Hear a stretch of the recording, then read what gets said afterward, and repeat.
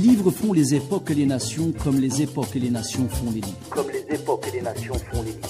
Pages africaines, l'univers des livres. L'univers des livres.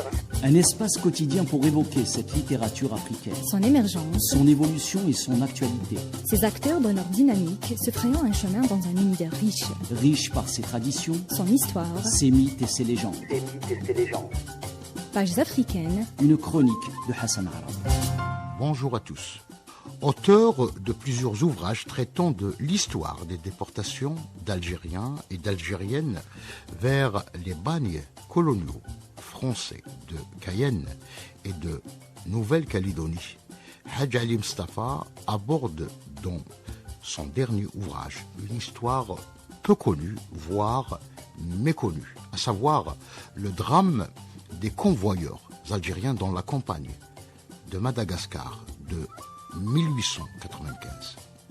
Publié en 2024, son livre intitulé « Les convoyeurs algériens dans la campagne de Madagascar 1895 » lève le voile sur une affaire qui n'a pas encore été abordée par les historiens.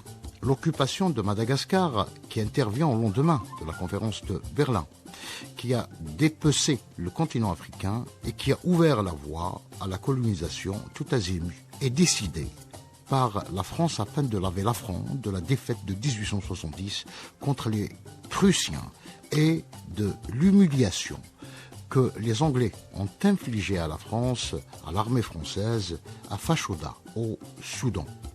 Ainsi, pour redorer le blason de son armée, la France lance des campagnes d'expédition au Sahel et au Madagascar. La campagne de Madagascar nécessitait un budget de 65 millions de francs et la mobilisation de 15 000 hommes. Pour l'acheminement de la logistique expéditionnaire, il fallait également recruter plus de 7 300 convoyeurs dont la majorité était composée d'Algériens. 5 700 Algériens sont ainsi recrutés de force ou par nécessité pour les besoins de la conduite à travers la brousse, les marécages et les reliefs escarpés de l'île Rouge des 5 000 voitures Lefebvre attelées chacune à un mulet. 6 600 mulets ont été alors également réquisitionnés en Algérie pour les besoins de cette expédition. Conduit par le général Duchesne, un ancien d'Algérie, et du Tonkin, le corps expéditionnaire français, composé de 30 bateaux, débarque à Majanga le 28 février 1895. Il fallait attendre le mois de juin pour mettre de l'ordre dans ce corps expéditionnaire à Majanga avant d'entamer la conquête et l'occupation de l'île. Occupation qui intervient le 1er octobre 1895 avec l'abdication de la reine Ranava Lona III qui signe la reddition devant le général Duchesne.